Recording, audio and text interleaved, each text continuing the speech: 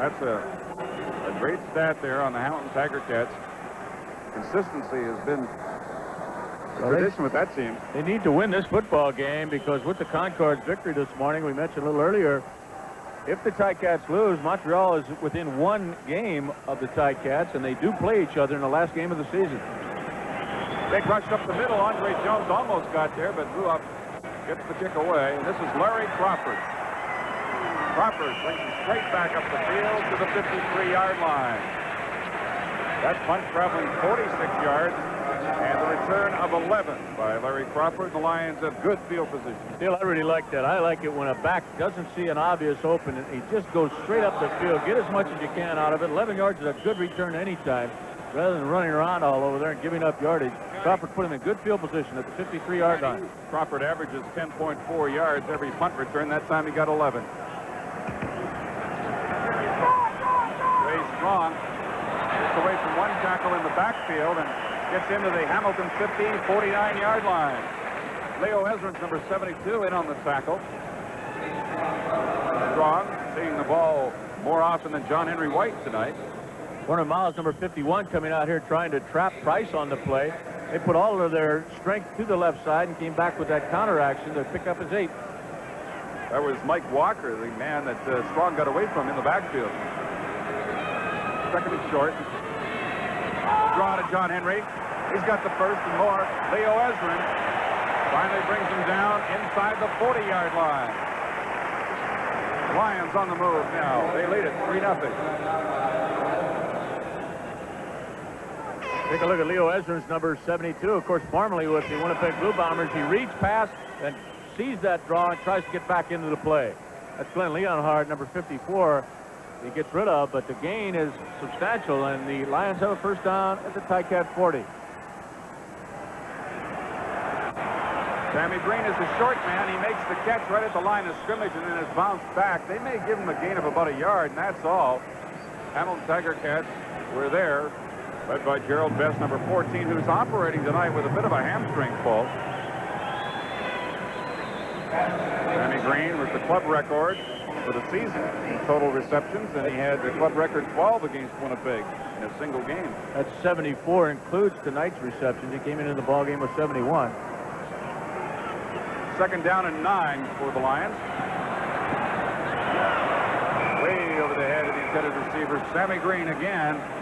And that'll bring up third down, and you'll see Pasaglia again. Field goal attempt would come from about the 45-yard line. That's certainly well within Blues range. His longest this year is 52.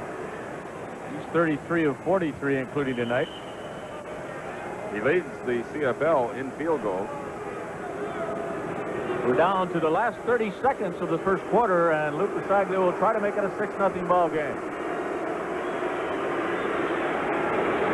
45-yard attempt. Got the distance. It is good. Pasaglia is 2 for 2 tonight and gives the BC Lions a 6-0 lead over the Hamilton Tiger Cats. And we have 18 seconds remaining till the end of the first quarter. You may have noticed John Pancratz coming in there, number 21, holding that football for Lou. That is probably the only action that Pancratz will see tonight. He had that really bad Charlie horse on his thigh. Lions would dearly love to wrap up first place in this ball game tonight. They want to rest some people for the next couple of games. And of course, if they wrap up first place, they get to host that Western final. We figured Roy DeWalt might get a chance to rest for at least one game. Brock on first down, looking down the middle for Scott Colley. Number 25, incomplete, second down and 10, and that should do it for the first quarter. So at the end of the first quarter here at BC Place Stadium, on a pair of Louis Pasaglia field goals, the Lions lead the Tiger Cats, and we'll return with second quarter action in a moment. We're back at BC Place Stadium in Vancouver. It's second quarter action with the Hamilton Tiger Cats looking at 2nd and 10 from their own 35. Brock going deep for Cully again, almost picked off again by JoJo Heath. He had one in the first quarter. Almost came up with another one there. Brock just shakes his head because he thought he had his man way downfield. Boy, JoJo times this perfectly and really should have made the catch. Watch it. He is right there. He'd like to have that one back. Ruoff having to kick it away once again for the Ticats. Ruoff, the leading scorer in the Eastern Division, with 126 points. And a very good 48-yard average punting. And he's got a beauty this time. Driving spiral takes Crawford back inside his own 20. He's got the return on. Oh, look at this. The BC Lions have always been known for their special teams. They have great speed. And that time, Crawford returns a 57-yard punt, 34 yards. And here it is again. Bernie Ruoff with a good kick of 57. Boy, does he ever boom that one. Now Vidro will make the tackle eventually, but not until Crawford brings the ball all the way past the 50-yard line for the Lions. Once again, great field position for BC. First down, Roy DeWalt looking for Ray Strong off his hands. Leo Ezrins providing the coverage. Incomplete pass, second down and 10. First quarter statistics. Hamilton did not get a first down. Pretty obvious that the Lions really like that underneath stuff. The backs coming out of the backfield or Sammy Green delaying and coming across the formation. It takes pretty courageous receivers, though, to catch those kind of throws, Bill.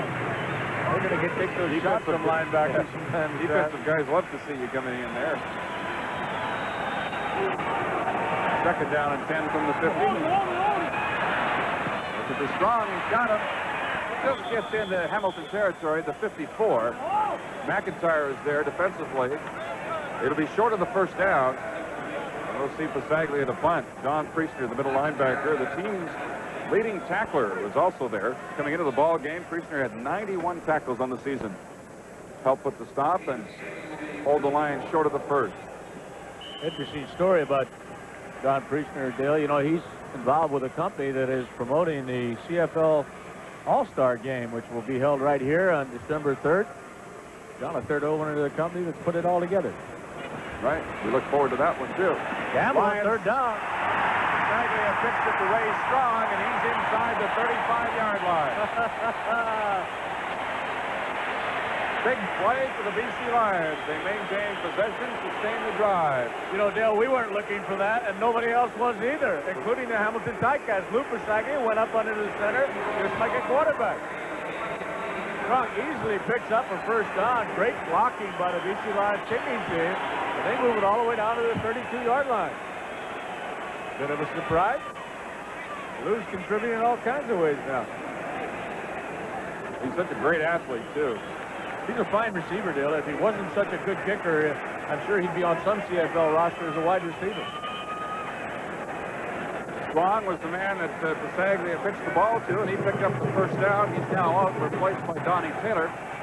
Number 19 lining up in the backfield, along with John Henry White. First down Lions from the Hamilton 32. BC leads at 6-0. The draw to John Henry, and that is stopped in the backfield. And that was Mike Walker, number 61, who had a knockdown in the first quarter. And a good, solid hit that time on John Henry White for a loss of 3. Well, he handled one of the strongest guys on that offensive line, too, the Lions. Glenn Leonard, number 54, took him right back into the backfield. Second down and 13. Head coach Don Matthews looks on.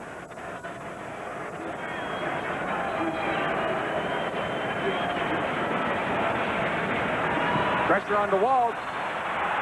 Priestner gets him from behind. Number 36 has his 4th sack of the year and a further loss on the play. So that'll bring up third down, and we'll see Pasaglia again this time, and I'm sure he'll kick it this time. Bill, I was looking downfield that time, and Roy had nobody to throw the football to. Sammy Green and Fernandez, the intended receivers on the right side, were extremely well covered. The defensive backs have done a really good job against BC so far. That's Nick Hebler, of course, the great defensive end that's been out for the year. And Don Matthews talked about his ball club yesterday, said that he is now getting the best pass rush since the loss of Hebler. He credits newcomer Ruben Vaughn for that, number 79. Pasaglia's field goal attempt is wide. It goes into the end zone, and the single point is given up by Howard Fields, number 16. That was a 49-yard attempt, 7-0 in favor of the Lions over the Tiger Cats. And we'll be back to BC Place Stadium in a moment.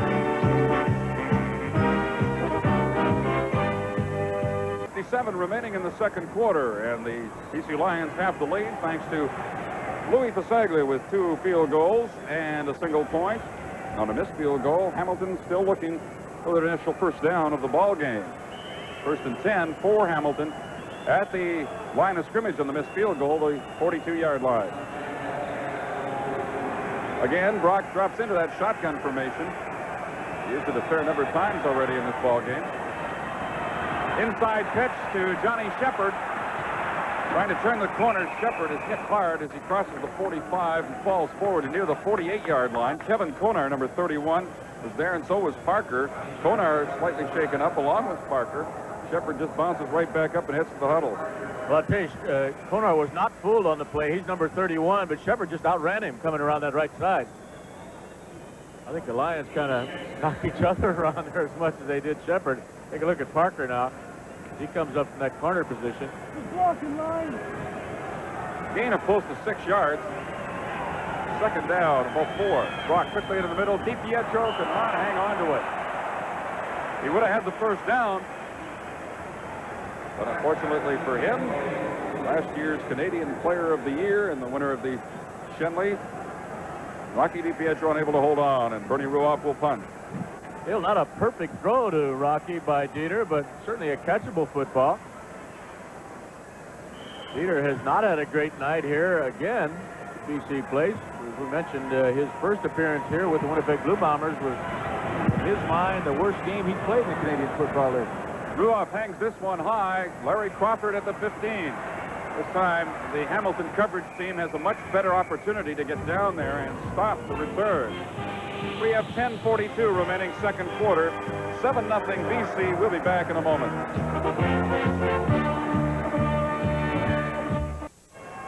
Larry Crawford down on one knee at the sidelines now at the BC bench after returning that last punt of Ruoff's 10 yards. It was a 47-yard kick. Earlier, Ruoff kicked one 57 yards, and Crawford brought it back 34. This time, of course, Ruoff really hung it up there high and gave his coverage team a much better opportunity to get downfield. Right now, it's BC's ball. Right to Walden, 1st and 10 from their own 26. Walt's in trouble, and he goes down right at the 25-yard line. He may lose the yard on the play. Mike Walker, number 61, was there for the Hamilton Tiger Cats. Also, Mitchell Place, number 65, the defensive end.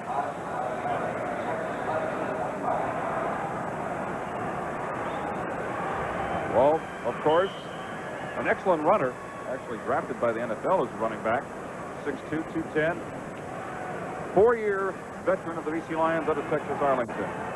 Coming into the ball game, passing at a 60% clip, leading the CFL in that category. He's looking at 2nd and 11 now from the 25. Good downfield coverage by the Tiger Cats. This one was intended for Ray Strong. Almost made a good catch, but it goes incomplete, 3rd down.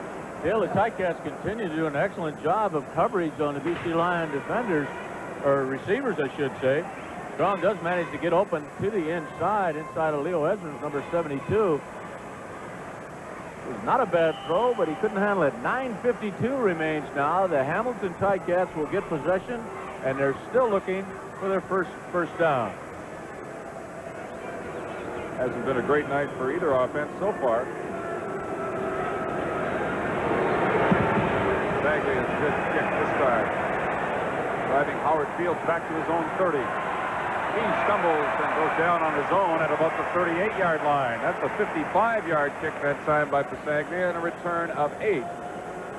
So Dieter Brock and the Hamilton offense come back on the field, and they're still looking to get a drive going here tonight. Yeah, that's the 2nd or 3rd time now we've seen ball players with a little bit of trouble footing-wise on this polygrass turf. Kind of a surprising factor in the ball game when you're playing indoors. Frank and Dale will have to watch now. Coach Al Bruno just had a moment ago had a full offensive meeting. He's not too happy with the way the offense is going. I don't imagine he is. There's no first downs yet. Shepard trying the right side of that line, following the blocking of Jeff Arp and Marv Alamang. Shepard takes it out to the 43. That's a gain of 4 yards, 2nd down and 6. How comfortable is it in here, Al? Say again, please. I was just asking how comfortable you are tonight. Oh, it's just a gorgeous feeling, gentlemen. I think you're getting spoiled down there, Al. Enjoy it tonight, Al. We go to Taylor Field next weekend. That's right. Brock wants to go long for Ron Johnson. Parker's in position, and he makes the interception. Kerry Parker has his 6th interception of the year and the 2nd tonight for the BC Lions. JoJo Heath had one earlier. Dale, he played the football absolutely perfect, but from a Ticat point of view, this is as good as the punt. Yes, it is. That ball traveled about 45 yards in the air, and Parker had no chance to stop from going out of bounds. The ball, as you can see, overthrown by 3 or 4 yards, but good defense by Parker. Lions take over on their own 21-yard line, and a game filled with turnovers. It may be as good as a punt, Frank, but the Hamilton defense has been on the field a long time in this first half. Certainly have. Not much offense by either ball club, as you can see. First down, BC from their own 21. Mervyn Fernandez. Gerald Best gave him a real big cushion, and he has the first down at the 35. Well, I'll tell you, you're absolutely right, Dale. Best was off a good 10 yards on Fernandez when that football was thrown. Here's a good picture. Best down at the bottom of your screen, number 14. Excellent shot by our ISO director, Freddie Fleming, to pick up that pass coverage by the Hamilton Ticats, and you can see just how far they laid off Fernandez. 7:40 remaining until halftime. Quickly he goes to Fernandez again, wants him to make a move. He does, and if he would have stayed on his feet, he could have gone a long, long way, but he's tripped up at about the 48 is enough for a first down. I don't know if you saw it, Dale, but he also had John Henry White down in front of him. That will eliminate one defender. And there was only one left after he got past Best. You'll see John Henry coming to the right side of your screen, I believe, number 20. He was ready to lay somebody low for Fernandez. Mark Young was the man that White was making the block on. Fernandez goes down at the 48. It is 1st and 10.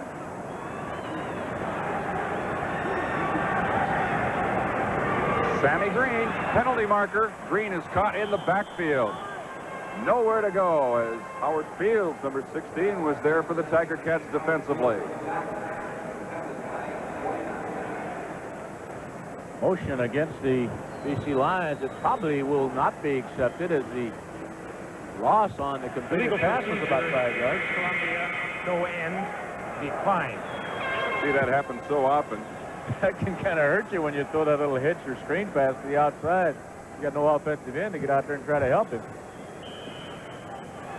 So it's 2nd down and 15 yards to go. They take the loss on the play, not the penalty.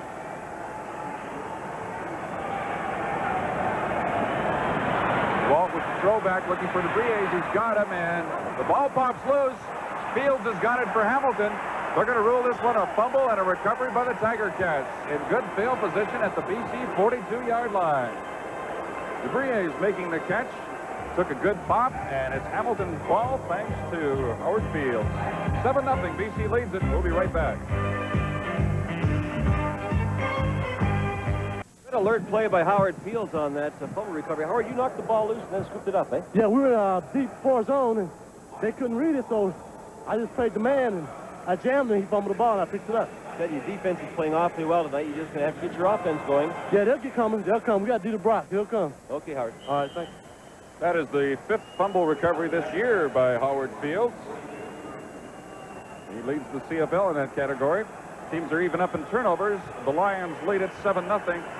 2 field goals and a single by Pasaglia, but Hamilton and the BC side of the football field, and Dieter Brock's in trouble. He fumbles the ball. It's picked up by Andre Jones, number 32, the former Saskatchewan Rough Rider. He will score as he falls backwards into the end zone.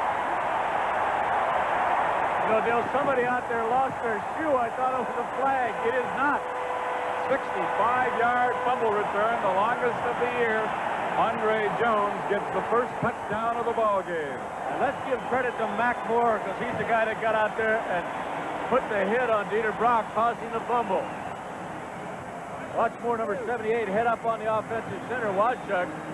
Dieter is not going to hurt you rolling away from you. And Big Mac Moore runs him down and strips him of the football. A nice BC Lion bounce, and Andre handled that thing like it was a balloon or something, just tapped it up in the air. Quite a good move on Shepard right there. And the Lions defense now outscored their offense. That's a nice way to go into the end zone. Like that ball, Andre Jones joined the Lions in mid-August after he was released by Saskatchewan. Pasaglia converts it, a 14-0 ball game in favor of the Lions with 6:07 remaining in the second quarter. 65-yard fumble return for the touchdown by Andre Jones. He's out of the University of Nevada at Las Vegas, 6'1", 205.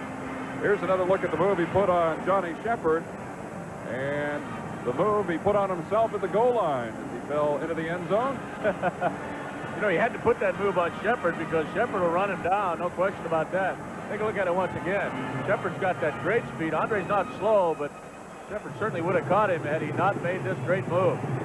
Perfect bounce right to Andre Jones. Did a good job of scooping it up with his left hand. Right. Like that ball, Pasaglia to kick off. Quickly, the Lions are now in front 14-0. No offensive touchdowns so far tonight. Johnny Shepard on the return. Parker is the man that Johnny Shepard tries to go around, and Parker just pushes them out of bounds, and then Nelson Martin draws a flag. As he hit him when he was out of bounds, a 27-yard return, and they'll tack on more yardage. That's a good call. The rule is you do not make contact with that player when he is out of bounds. It was pretty obvious. It was very obvious that Shepard was going out of bounds with the momentum after being shoved the first time, and this will give the Ticats great field position for a change. They're on 53-yard line. We have 5:58 remaining in the second quarter. Foul unnecessary roughness, number 4, British Columbia. First down. And the offenseless Hamilton Ticats have the football once again.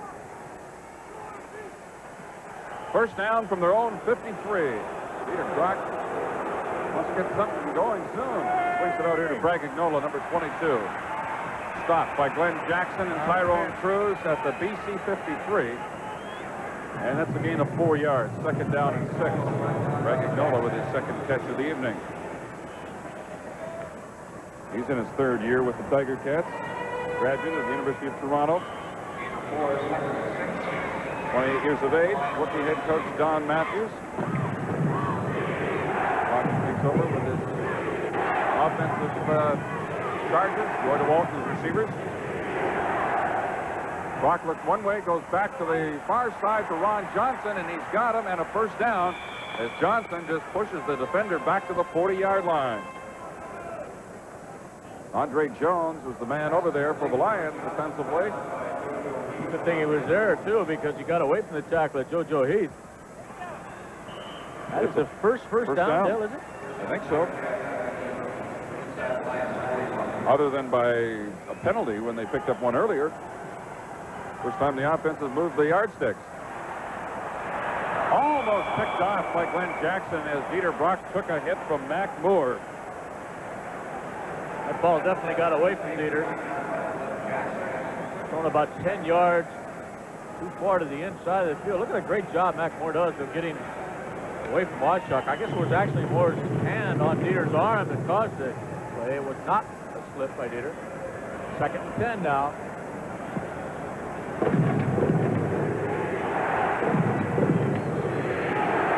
Only 5 completions for Brock so far tonight. Looking for Shepard. He's got him, and Mary Crawford is there. And he gets Shepard as soon as he made the reception, and it's a gain of maybe 2-3 yards on the play. It brings up third down, and we'll see Bernie Ruoff with a field goal attempt now. First opportunity he's had to try a field goal tonight. And it'll be about a 45-yarder. His longest this year is 50. Dale, I know that the Hamilton Ticats have a big field goal in their portfolio, but the Lions also look like they're well aware of that. They're putting only one man back, Larry Crawford. Jeff Tedford, the backup quarterback, holding for Ruoff, and he hits it from 45 yards out, and the Hamilton Tiger Cats are finally on the scoreboard with 4:06 remaining until halftime. They trail now by 11. Bernie Ruoff's 26th field goal of the year. That gives him 129 points on the season. Tops in the Eastern Division. And the Lions will get the Hamilton Tiger Cats to kick off following the successful field goal. Hamilton coming into the ball game 5-8 for 10 points, just 2 points up on the Montreal Concord, who have a 4-10 record, 8 points, including today's victory over the Calgary Stampeders, 27-8. Let's go to Al. But here's the guy who made the big play just a moment ago, Andre Jones. Andre, congratulations. Tell me about that play. Well, I guess it was just a hands-up play. The guy was either returning the ball over here, and it just happened to pop out of his hand, and I just happened to be in the right place at the right time. You guys seem to have Dieter Brock's number. He can't operate here in BC plays.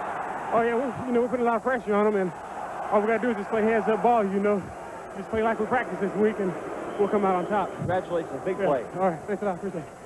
Touchdown by Andre Jones. The kickoff now by Bernie Ruoff following his 45-yard field goal. And this is Ray Strong on the return, number 34. And only his second game for the Lions. He's replacing Larry Jones.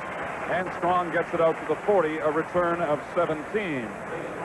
Al Bruno, the new head coach of the Hamilton Tiger Cats, in his second game, his debut last week, a success as the Tiger Cats defeated the Saskatchewan Roughriders 34-22. Played with the Toronto Argonauts back in 1952 when Toronto won the Grey Cup. He also played with Winnipeg. Was a head coach for a while, the London Lords senior team back in 58-60. Now, Dale, I know you're extremely well prepared. What year was he the leading receiver in the CFL?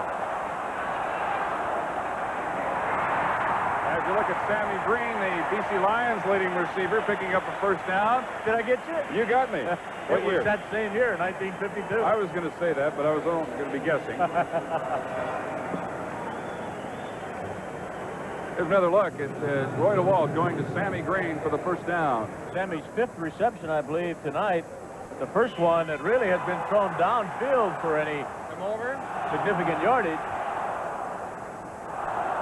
They like to get Sammy the ball at least 6 to 10 times a ball game because he really can create some excitement with it. He got 20 yards that time. First down from the Hamilton 49.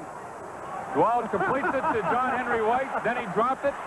Back on his feet and almost got back to the original line of scrimmage. I don't remember ever seeing a ball caught flat on his back, but that's exactly what John Henry White did. It's 14-3, the Lions winning. We'll be back with second quarter action in just a moment. Football stars are under the dome in an East versus West matchup. See All-Star Football on CTV Saturday, December 3rd. All right, Brian, let's see another look at this completion to John Henry White. John very alertly gets up and tries to move with the football, but the net result is a 1-yard loss. All that helped was Roy DeWalt's passing percentage. Second down and 11 for the Lions. They're now back at the 51-yard line. 2:50 remaining until halftime. Lions lead the Hamilton Tiger Cats 14-3. The only touchdown tonight is a fumble return by Andre Jones for a major score.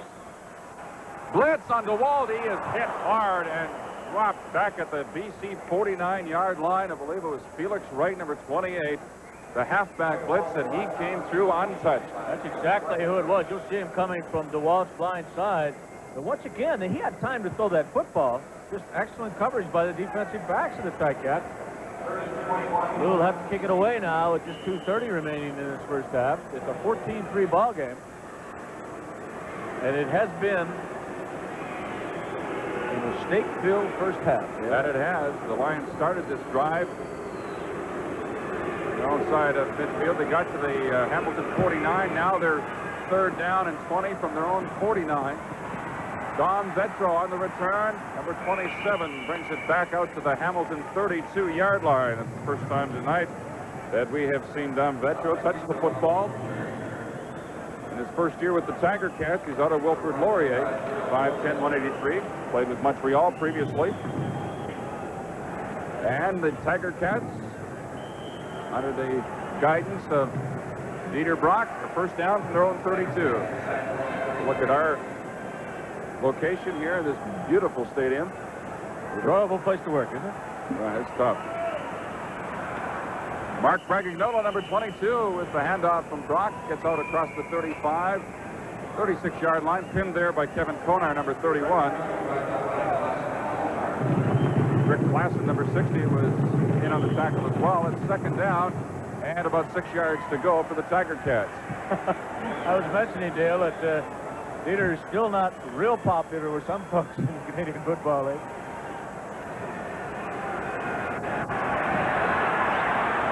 Bragignola.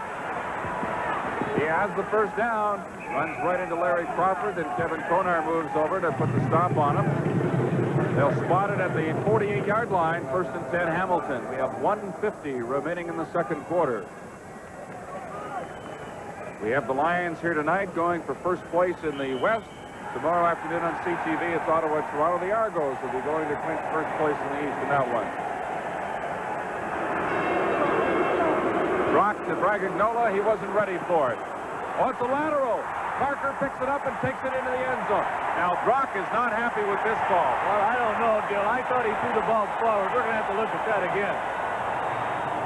They are awarding the BC Lions. The Hamilton bench is just incensed over that call. It is a touchdown. Unbelievable. A heads-up play by Terry Parker. He went after it. Absolutely right, Dale. Why not? You might not be able to tell from this angle. Hard to say. Well, I don't know. That ball may well have been thrown backward. I'm just trying to note where Brock was and where the ball came Al down. Bruno is out on the field. He's the man in the yellow sweater. I don't know if we're going to have another shot at it from another angle, but unfortunately not. So Terry Parker is credited with the touchdown as he scoops up that loose football and runs it in for the major score. That's the second defensive touchdown that Terry Parker has scored this year. And boy, the Lions are noted for that. And that's twice tonight they've picked up fumbles and taken them in. this has been a very opportunistic type of football club all year long, Dale. They have now scored 6 defensive touchdowns. Delay of game penalty on the extra point attempt. That will be absolutely meaningless. If Lou hits the ball at 5 yards, won't make any difference. Frank, it was an intentional delay of game. They were 1 player short, and they were allowing him to get in. Violation. Thanks, Al. 5 British Columbia. 100 attempts repeated. Well, neither team has had a lot of offense tonight, but the BC Lions have certainly had a lot of defense. That's absolutely right. Parker talking with Nick Hebler, who only appeared in 5 games this year before being forced out of action with a season-ending knee injury. Here's the Sager's punt attempt. It is good, and it's a 21-3 ball game now in favor of the Lions with 1.5 minutes remaining until halftime. Yeah, when we pick our Cardinal O'Keefe game stars, I think the defense The offense candidates are going to be plentiful, but who would you pick on offense? Got to get Lou Persaglia kicking the football at this point in time. Dieter, just a disaster. Dieter must be saying not again. Once again after at BC Place. first game out here when he was with the Winnipeg Blue Bombers, intercepted 5 times. Things not that much different tonight. Al Bruno talking with the head referee, Jim Hope-Ross. He is very upset over that call. Somehow Bragignola coming out of that backfield, who was the intended receiver, did not know the ball was coming his way or was not ready for it in any event. Al is very upset on the sideline, obviously. Don Priestner picks it up at the 25. Priestner wraps both arms around it and is stopped at the 33-yard line by Kevin Konar. And also downfield for the BC Lions, Gerald Roper, number 65. 21-3, the BC Lions leading the Hamilton Tiger Cats. And Crazy George has now got the fans going section by section here at BC Place Stadium. A crowd of 40,000 plus tonight. As you can see, He gets them making noise, Jeff, I'll tell you. They sound like about 100,000 when he gets them going.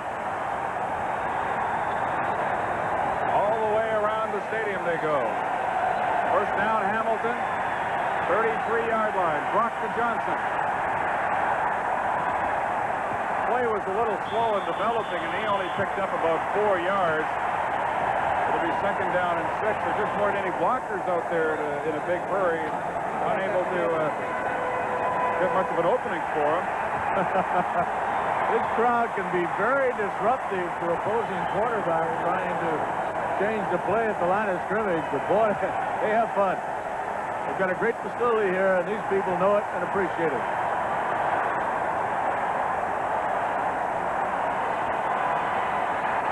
From the shotgun on 2nd down and 6, Klassen with pressure. The center strain to Johnny Shepard goes incomplete.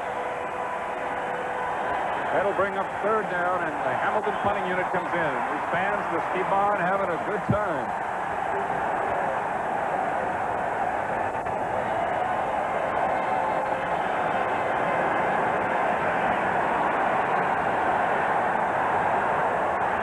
BC Lion defense will get a hand after this punt because they have scored the last 3 touchdowns for the BC Lions.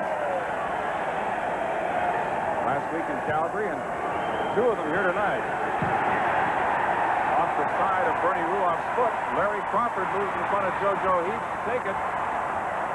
Crawford out to the 44-yard line. 37-yard kick and a return of 11. And we have 51 seconds remaining until the intermission. 21-3 in favor of the Lions. Crawford and Heath, the main return men for the BC Lions. Part of a very exciting defensive secondary. JoJo Heath, Mel Bird, Nelson Martin, Larry Crawford, Terry Parker. Andre Jones tonight has had his moment as well, returning loose football for a touchdown. This is Ray Strong on 1st down. Strong has a gain of maybe 4 yards on the play. He got out to about the 47-48.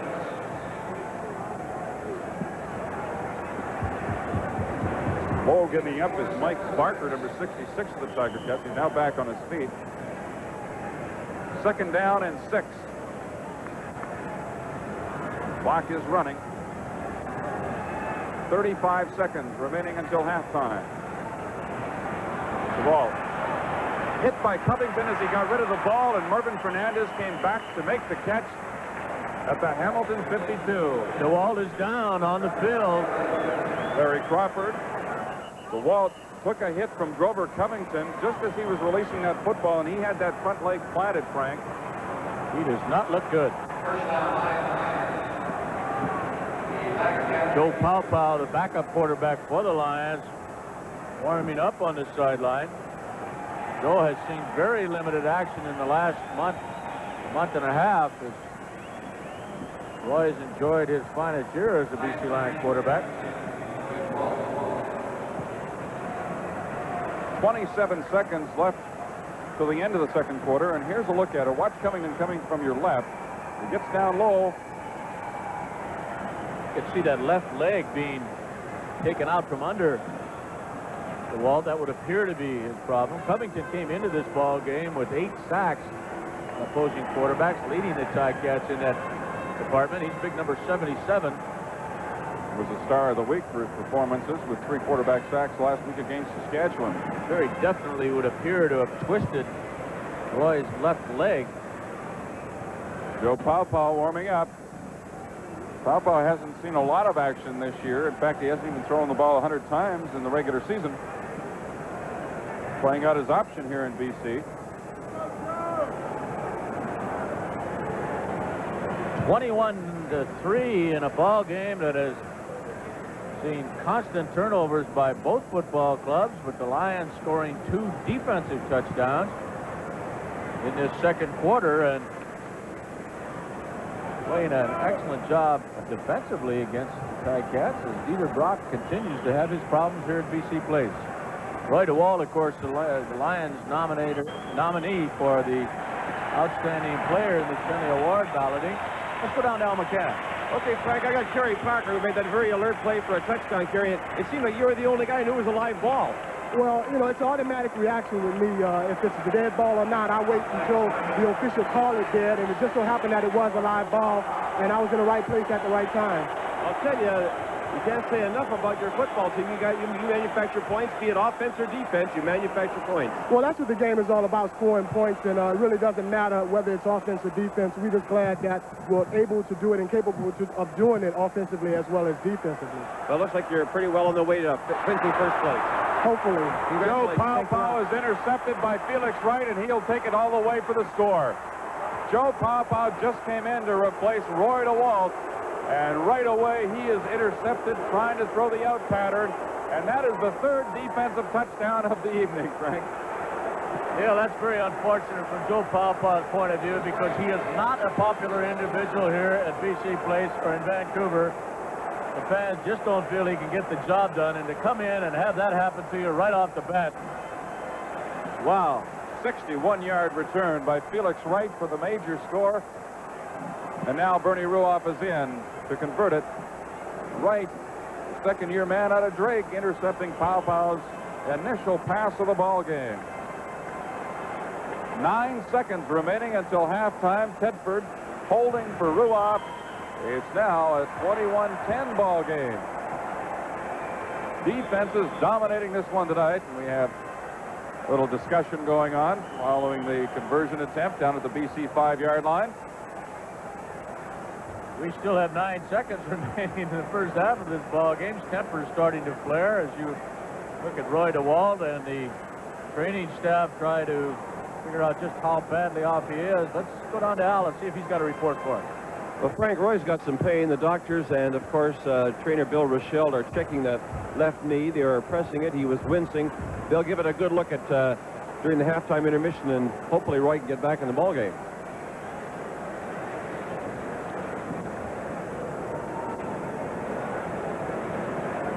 Do we look for the short kickoff here? Well, I don't really think so with just 9 seconds remaining. It may be a short kickoff, but I don't think it's going to be one that the Ticats are trying to recover. I'm just going to make sure that BC can't do much with it. Drills it along the ground. It goes right to one of their linemen. I believe it's Warner Miles, number 51, on the return, and he gets it back up to about the 47. That's who it is, Warner Miles, first-year player out of the University of Ottawa. Joe Paopao is greeted with some more boos as you see the ice pack applied to Roy DeWalt's knee, and with 4 seconds remaining, Paopao's instructions now are just to get this first half over with. I'm sure Joe would like to get it over with as well. Only time for one play. 47-yard line, 1st and 10 for the Lions. They lead it 21-10. Everybody in tight. Paopao just ground the football, and he gets a tremendous hand from the fans for doing that. And he'll have to do it once more. We have 3 seconds left. That only took 1 second. Sammy Green started to head for the locker room. He's called back. So did Al Bruno and the rest of the Hamilton Ticats.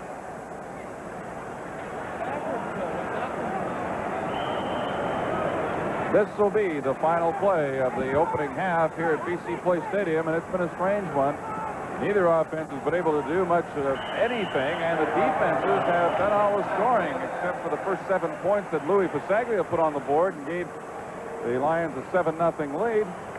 Then the defenses took over, scoring 3 defensive touchdowns. 21-10 is the score at halftime as the two teams head to the locker room in a game that the Lions want to win for first place. They called him the head hog, and during a 15-year career in the front pit, this great offensive tackle earned a reputation as one of the toughest in the league. He was big, strong, and aggressive. He led BC, Toronto, and Winnipeg offensive lines for many seasons. We'll meet him today as Carling O'Keefe Sports presents Yesterday in the CFL.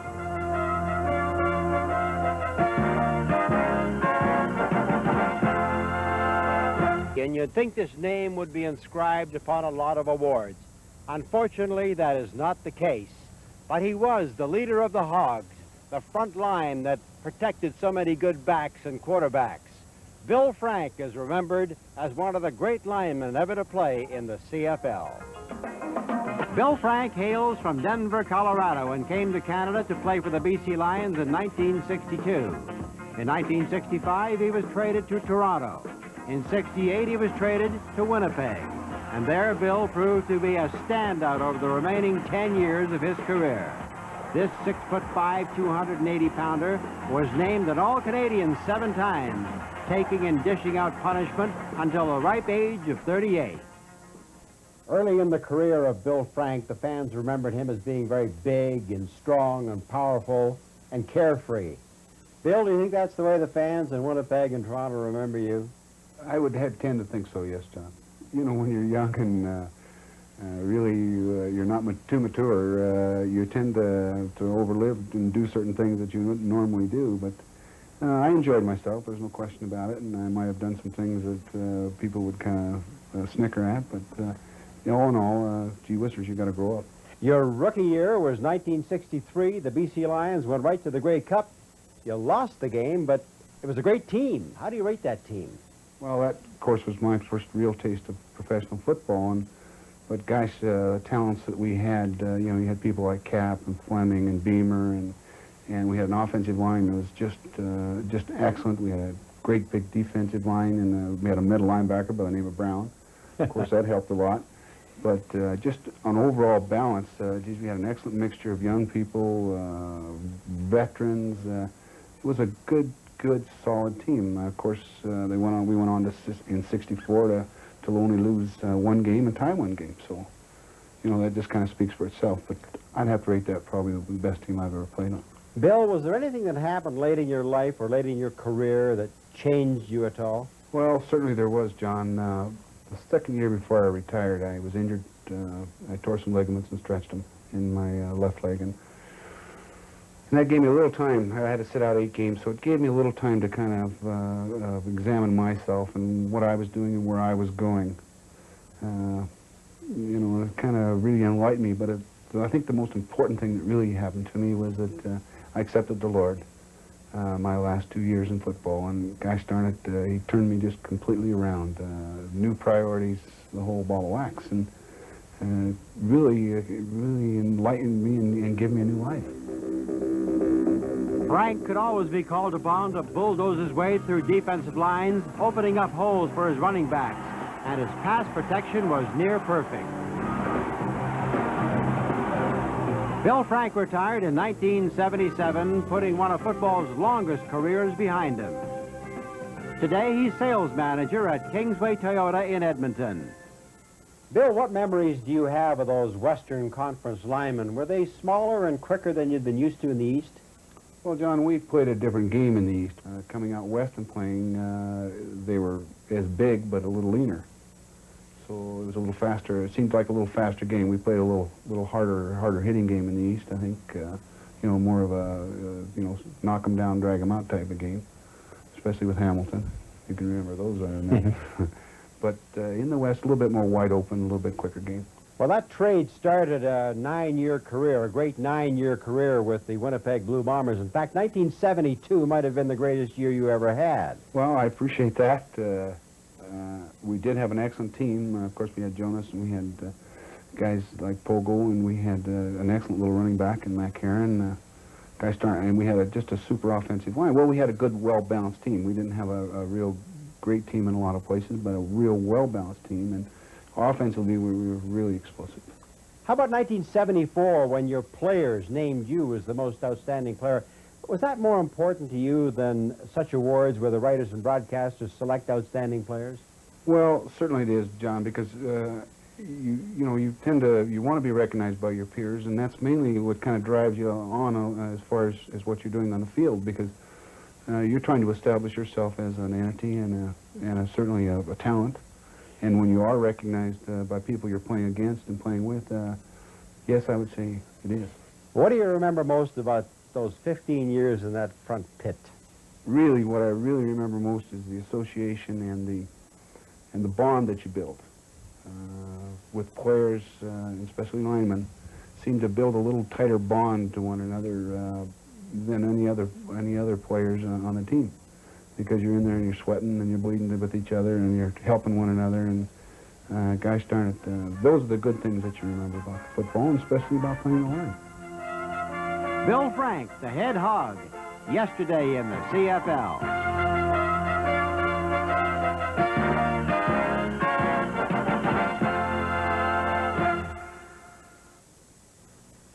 Every player that I know feels good when he makes a contribution to his team.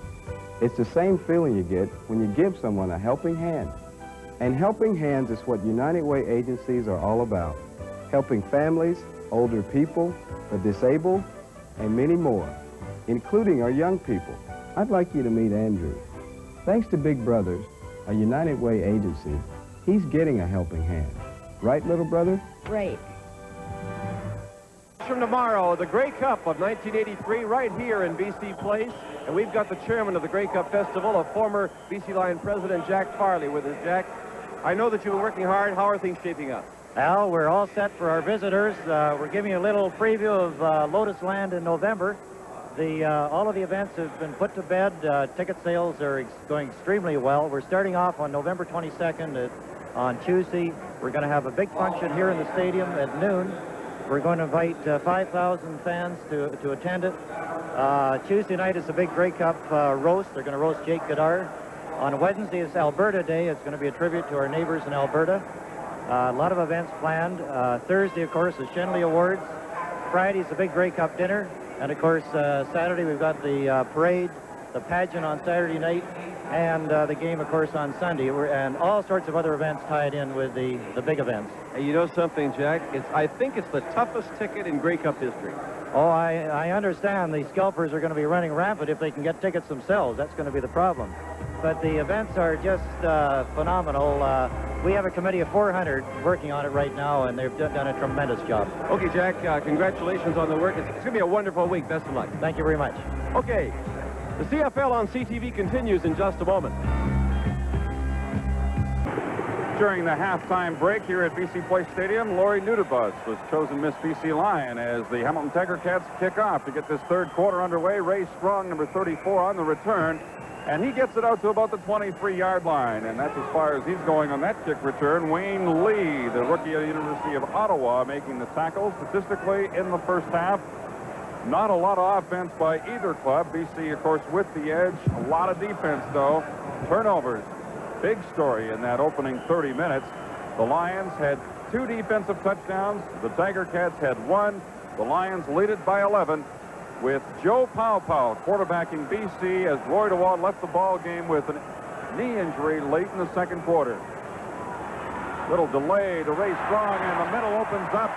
A big gain for Ray Strong to get this second half underway. He's out to the 38-yard line. That's a pickup of 17 yards for the BC Lions.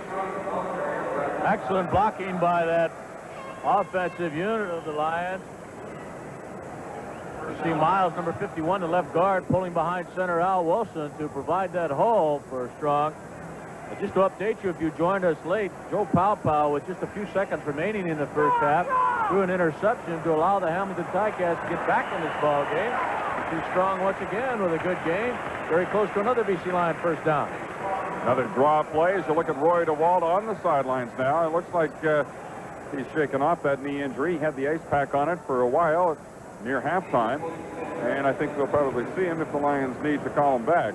Bill, I don't know about you, but it seemed to me to be a very strange call by the BC Lions very late in the first half. You're ahead 21-3. You got a quarterback that hasn't even had a chance to warm up properly. Comes in and with a few seconds left to go, throws it out in the flat. It gives the other guys a chance to get back in the ball game. There was some discussion going on at halftime around this press box about that call too, wasn't there? A little strange. It was, and it's been a long time. We've been talking about how long it has been since the Lions have scored an offensive touchdown. We know it's at least 6 quarters of touchdownless football for the Lions offensively. So Powell picks up the second first down of the third quarter. You have to go back to the Winnipeg game on Monday, October the 10th, when the Lions defeated the Bombers 30-18.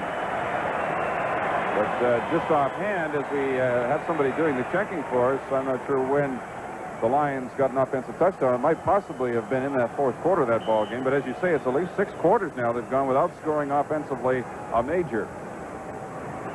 First down for the Lions. Joe Powell at the controls. They're now at their 49-yard line. Lions lead it 21-10. We're in the third quarter at BC Place Stadium.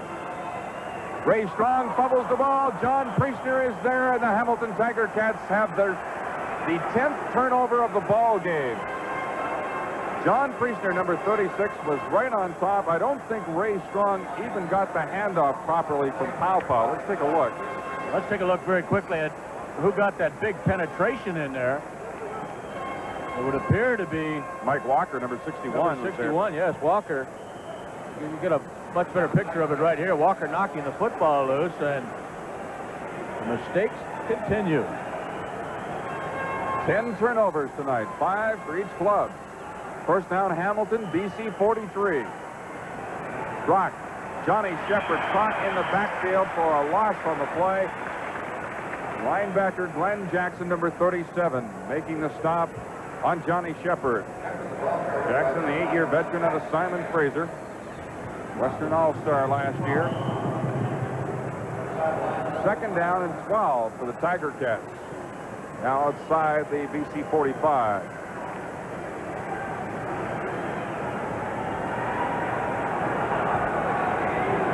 Brock looking for Johnson. He's got it.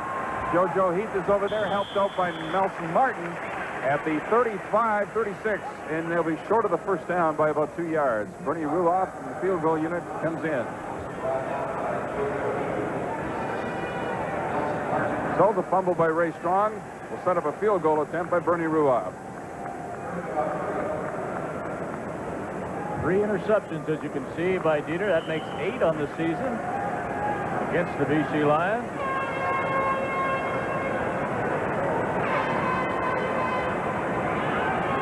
Young quarterback Jeff Tedford, number 9, holds at the 43-yard line for Ruoff, and he puts it through. So now the score is 21-13 in favor of the BC Lions over the Hamilton Tiger Cats, and we'll be back in just a moment. Just an update on Roy DeWalt's injury in the first half. The doctors say it is a bruised knee, and Bill Rochelle tells me chances are good that Roy will get back in tonight's ball game. That's good news for the Lions as Bernie Ruoff prepares to kick it away following his field goal, cutting the Lion lead to 21-13 here in the third quarter. 12-17 remaining. Ruoff going to the far side. It's Ray Strong from the 15-yard line. He's got the room to go. Strong still on his feet. Flips away from a couple of tackles and brings it back to midfield. All Good right. run back by Ray Strong, 39 yards. A little something for the fans here at BC Place to cheer about, and they needed something. You just got some information on the last time when the Lions scored an offensive touchdown. Yeah, we said it was at least 6 quarters. It's actually been 8. This is the 9th quarter in succession now that the BC Lions offensively have not been able to put the ball in the end zone, and this, quite likely, is the first place ball club in the Western Division of the CFL. Powell in at quarterback, finds Fernandez. And he is stopped, just barely, though, by Mark Young, number 18, first down at the Hamilton 43-yard line. Not being able to put the ball in the end zone offensively is not a good sign for a team that's gearing up for the playoffs and looking to clinch first place tonight and host a playoff game for the first time since '77. Particularly when you look at what Warren Moon has been doing lately for the Eskimos. Eskimos, of course, playing Winnipeg tomorrow. Looking for Fernandez. He's got him. Great catch by Fernandez, stopped by Howard Field. Short of the first down. You're absolutely right about that catch because that ball had something on it. Powell really delivered that one. Second-year man out of San Jose State. Last year's nominee from the West is the outstanding rookie in the CFL, and that's the second or third great catch that Fernandez made tonight. Gain is about 7. Ray Strong stopped in the backfield. Walker was there, number 61, but the first man to get to him, I believe, was number 66, Mike Barker, the left defensive tackle, and that brings up third down for the Lions. That's an excellent front four that the Tri-Cats have. 25 sacks on opposing quarterbacks by that front four coming in a nice ball game. With the exception of the first couple of plays of this third quarter, the offensive line of the BC Lions have not been able to handle them. Lou Pasaglia now will try to make it a 24-13 ball game. This will be a 44-yard attempt with Pankratz doing the holding. Got the distance. And you saw from the end zone camera right through the middle, and the Lions go up by 11 again with 10:25 remaining in the third quarter. 24-13 for the Lions. We'll be right back. There's our score tonight. Louis Pasaglia with 12 points for the BC Lions tonight and 159, tying his best ever year. Dale, that's not only a beautiful lady here at BC Place, that is the daughter of the head coach of the Edmonton Eskimos, Jackie Parker. Really? It certainly is. Tomorrow afternoon, the CFL on CTV continues with the Toronto Argonauts at home against Ottawa. The Argos going for a chance to clinch first place tomorrow. On the full CTV network, Johnny Shepard takes it out to near the 40-yard line for a gain of close to 5 yards on the play. 24-13 the score in favor of the Lions. Louis Pasaglia, as I mentioned, now 159 points on the season, equaling his best year ever scoring, as he accomplished in 1978. Louis has never won a scoring title, but he's leading the league this year. Second down and about 5. Brock looking for DiPietro, and he just flat out missed him as he got a solid hit from behind by Brent Brissett, number 74. Just as he released that football, DiPietro was open.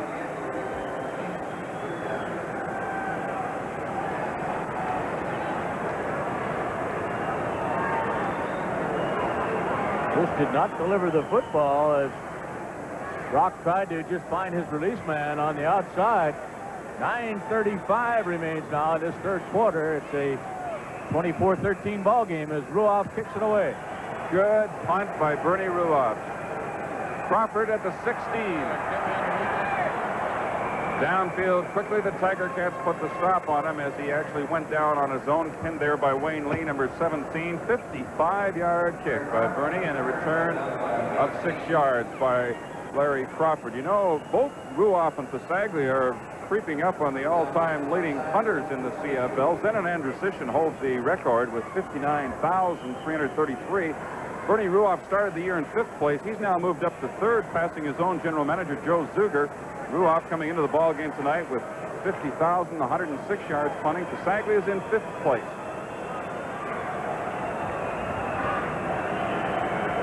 Draw to Ray Strong again. Penalty marker goes down. Strong is down at the 25-yard line. Leonhard, number 54, I believe, will be called for holding on the play.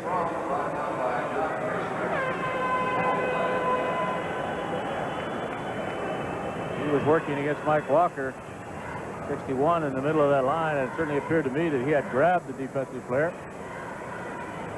9 minutes remaining in the third quarter. Earlier today, Montreal 27. Calgary 8. Holding British Columbia number 54. Concord now just 2 points behind Hamilton in the race for 3rd place.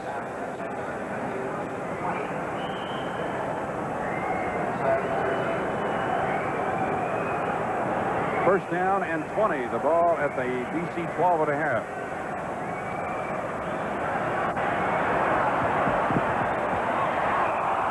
That ball came right over the head of middle linebacker John Priestner, and John Henry White was the intended receiver, and it bounced off his chest.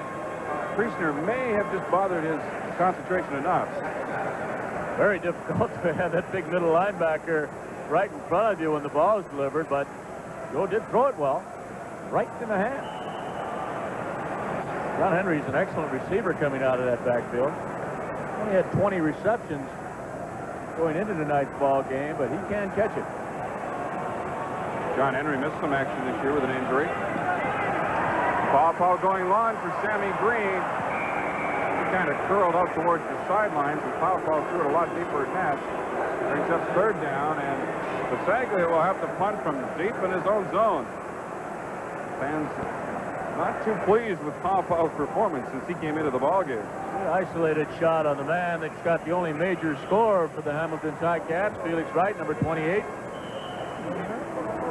He's got 2 interceptions, one of them for a touchdown, and one prevented a touchdown as he intercepted at the goal line. That one was kind of easy, wasn't it? Sure was. In fact, both of them were right to it. Pasaglia coming into the ball game with a 50-yard average on the season. He just punted to get to the way. Fields from the 55. Stopped at the BC 46-yard line. Andre Jones, number 32, was there. A 42-yard punt. A 9-yard return. The Hamilton Tiger Cats with 7:59 left in the third quarter. A very good field position. When we were here in the exhibition season, Frank, you made the statement that Louis Pasaglia should have a great year and should always have a great year when he gets to play half his games indoors and should lead the league in punting, and of course he is doing that very nicely this year. Well, I think it helps you psychologically as well as physically. You obviously don't have to punt against the wind in here. Ideal conditions every night. Johnny Shepard takes a little swing pass from Dieter Brock. He's forced out of bounds. Crawford is over there and Cruz. I don't know if you heard the humorous little quip that was quoted. Don Matthews, the head coach of the BC Lions, was in Sports Illustrated a week or so ago, but he said, you know, we flipped a coin to figure out what we're doing. We want the air conditioner in our back. Let's go to Al. Al's talking, but we can't hear him. We'll get back to him in a minute. 2nd down and 8. Ron Johnson, the intended receiver, the ball thrown over his head, and that'll bring up 3rd down. Hamilton unable to move it, even with the fine field position.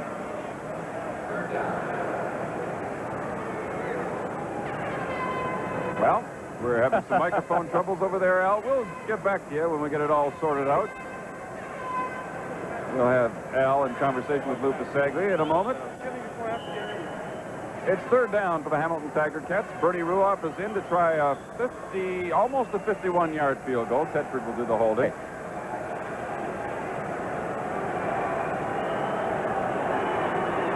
Hello. It is long enough. It is good. I'll give him a 51-yard field goal, and that gets into the BC lead. It's now 24-16.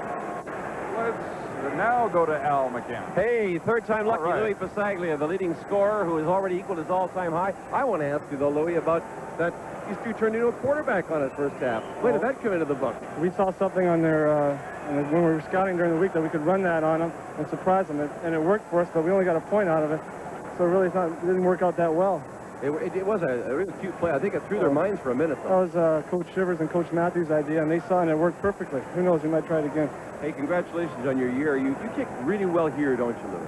Well, you know, the way we're kicking tonight, Bernie's having a good time here. It's just fun playing in this building, not having to worry about the cold, the rain, and the wind.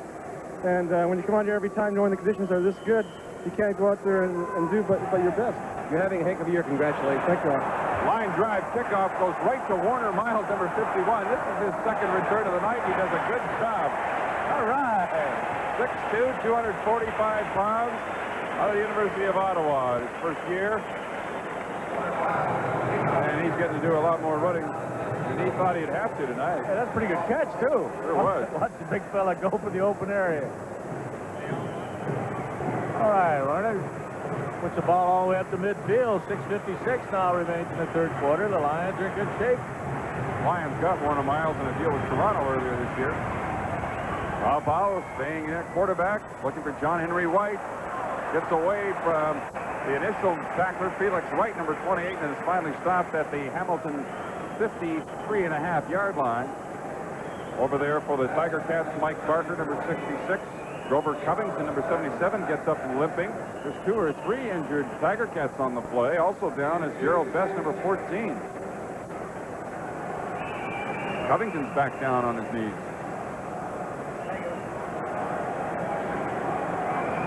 The Lions have completed an awful lot of passes here this evening, which with very short gain.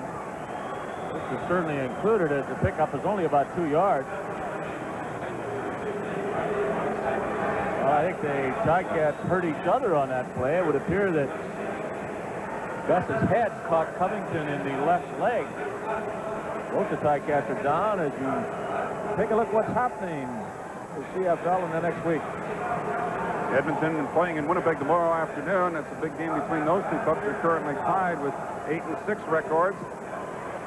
And then the Argonauts will be in Edmonton a week from tonight in the game on the full CTV network. Also, Montreal playing at Ottawa, and that's a key ball game for the Concords, as they must keep on winning. Of course, that Toronto-Edmonton game will be brought to you by our Eastern crew, Pat Marston, Lee Pedersen, Bill Stevenson. We'll be in Regina for the BC Lions Saskatchewan Roughriders a week from tomorrow. You'll see 14 and 77 collide just behind John Henry White. Best is now back on his feet.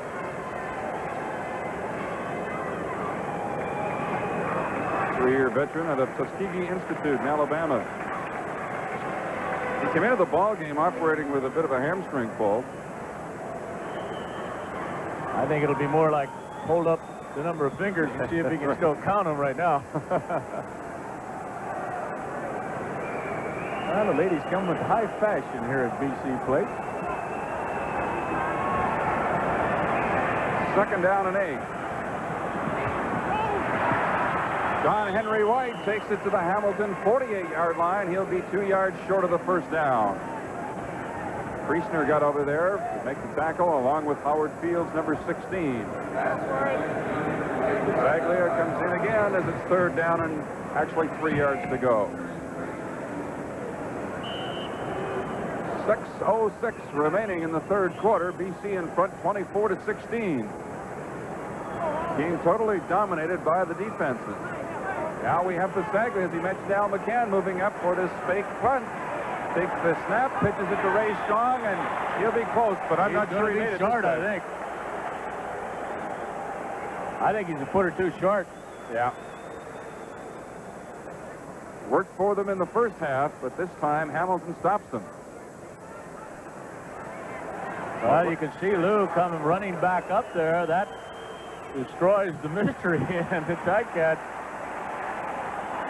cover the play pretty well. The fans here feel it's a first down for the line. BC offense has come back on the field. It looks like there might be a penalty on the play. There is. Offside call against the Hamilton Tiger Cats. Well, I don't think they had made it, actually, Dale. So the break for the Lions to retain possession and move it inside the 40-yard line. Let's hear it. Down. Well, I think it's an unsportsmanlike call against the Hamilton Ticats. Al Bruno, the head coach of the Ticats, is saying, what happened? What happened there? Apparently the call is too many men on the field against the Ticats. In any event, it creates a first down for the BC Lions. The ball is at the Hamilton 38. Here they come, Joe. Ball going deep. There's Sammy Green. The catch is made inside the 5-yard line by Jacques Chapdelaine, who is laying flat on his back.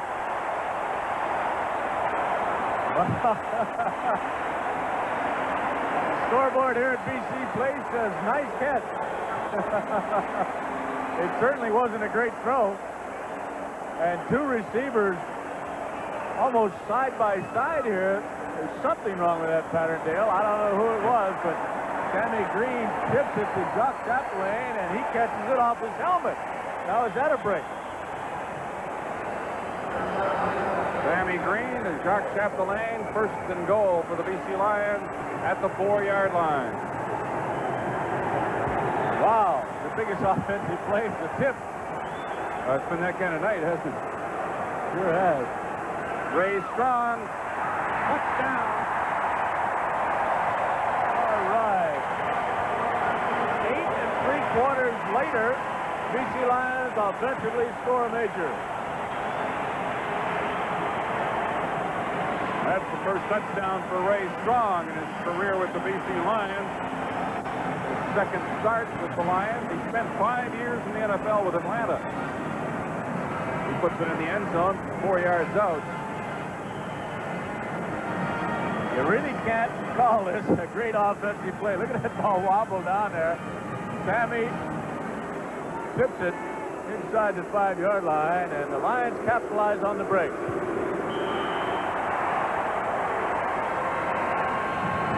Joe Paupo leads the Lions to a touchdown, and they are out in front 31-16 with 4.5 minutes remaining 3rd quarter. We're coming right back.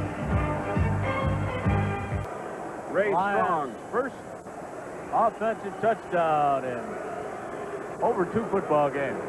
Lions beat the Hamilton Tiger Cats 34-20 back on July 30th, and they now lead this one 31-16 with 4:37 remaining in the 3rd quarter. Bisaglia, a low line drive kick goes to John Priestner, number 36, the middle linebacker, brings it out to about the 37-yard line. So Priestner has to handle the kickoff return that time. As you look at Ray Strong, number 34, his first touchdown as a Lion. Jeff Tedford has now replaced Dieter Brock at quarterback for the Hamilton Tiger Cats. Tedford, the rookie out of Fresno State. He's 6 feet, 185 pounds. He's only played a little bit this year. He's completed 12 of 24. No touchdowns, 2 interceptions. This is Johnny Shepard trying the left side behind the blocking of Ross Francis and Paul Palma. Shepard takes it out near the 40. They mark it back now at the 39. It's a gain of 3, 2nd down and 7. There's Tedford out of Fresno State. Well, not unusual for a young quarterback to come in the ball game and start off with a running play or two. Shepard has not been a factor in this ball game running with it. We told you that he had 918 yards rushing coming into this ball game, but Cats have not been able to do anything really offensively. Tedford was the Pacific Conference Player of the Year in 1982. And he was an All-American selection as well last year. He's threw for a school record 24 touchdown passes. All right, well, let's see him put it in the air. Lions with the big edge and 1st down. Peter Brock wasn't able to generate any offense for Hamilton tonight. We'll see what the rookie out of Fresno can do. 2nd down, 7. Comes the blitz. Whoa, big rush from Reuben Vaughn. He doesn't quite get there. Andre Jones almost had another turnover. Vaughn helps Tedford up. Vaughn, number 79, has been quite an addition to the Lions. Bill, he had 14 sacks last year for the LA Raiders. Hasn't got any yet with the Lions. No, he hasn't got one. This is his 3rd game. See Brent Brissett, number 74, being attended to. 2nd-year man out of UBC. Got to be very frustrating evening for the Ticats defensive unit. They've really done a good job against the Lions. Yes, they have. They have pressured their quarterbacks. Good performance out of the Hamilton front 4. The defensive backs have really stayed close to the receivers all night long. Having another offensive meeting on the sideline for the Ticats. Ruoff's going to have to kick it away with 3:37 remaining on the 3rd quarter. That 57-yarder that Bernie kicked tonight, he outkicked the coverage team, and Larry Crawford brought it back 34. Oh, he's hit another big one. It's a beauty. At the 18-yard line, JoJo Heath. Reversing his field a couple of times. Got out to about the 24. As far as he's going, a 54-yard kick and a 4-yard return. Roy DeWalt flexing that left knee at the bench. And Joe Paupau will return at quarterback for the Lions. DeWalt went down with the injury late in the 2nd quarter. Mike McIntyre, number 26. Oh, pretty close to a block from the rear by Bird. Nelson Martin, I believe. Oh, yeah, it was. I'm sorry. From the 24-yard line, Paupau, as he's done since he's been in the ballgame, except for his very first play, gives to Ray Strong to start the drive, and Strong gets to about the 25, barely a gain of 1 yard. That's Howard Field's number 16, there to pin him. First, we remind you again that Paupau, replacing DeWalt, his very first play was a pass attempt that was picked off by Felix Wright and returned for a touchdown. That was right at the end of the first half. 2nd down and about 9.5 yards to go for the Lions. Paupau gets hit from behind. It's an incomplete pass as his arm was in motion when he got hit. I believe it was number 61, Mike Walker. Once again, Dale, I think there's a lack of communication somehow with the receivers on his offensive unit of the Lions. Look how closely they are together. That cannot be a correct pattern. I don't know who's at fault on that particular play, but that is not a good pattern. They got off lucky a few moments ago when 2 receivers were close together and Green tipped it to Chapdelaine. It's been their best offensive play for a while. Saglia's average is down a little bit, and this won't help it. Moving up to the 50-yard line is Howard Field. He just gets into BC territory, about the 54-yard line. Gerald Roper is there to pin him. along with Bernie Glear, number 7. So the Tiger Cats get the football, and they're in BC territory with 2:02 remaining third quarter. That punt by Pasaglia traveling just 35 yards. The return of 5 by Fields. Jeff Tedford is in at quarterback for Hamilton, replacing Dieter Brock. This will be the second series for Tedford.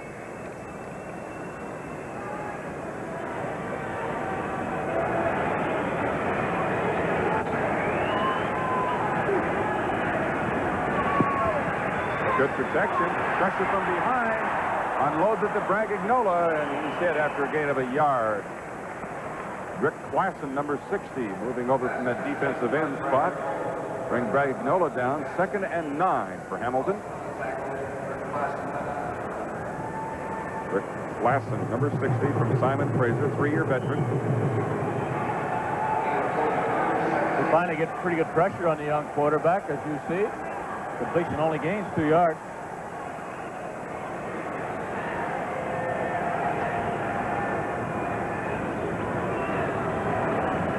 Second down, the draw to Johnny Shepard, and Glenn Jackson is there to up it out right at the line of scrimmage. It'll bring up 3rd down. And Bernie Ruoff leads the punting unit on once more.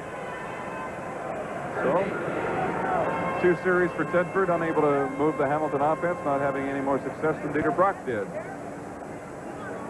We're into the last minute here in the third quarter.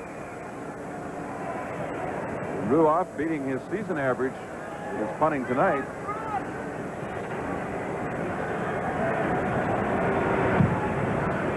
Hangs it high.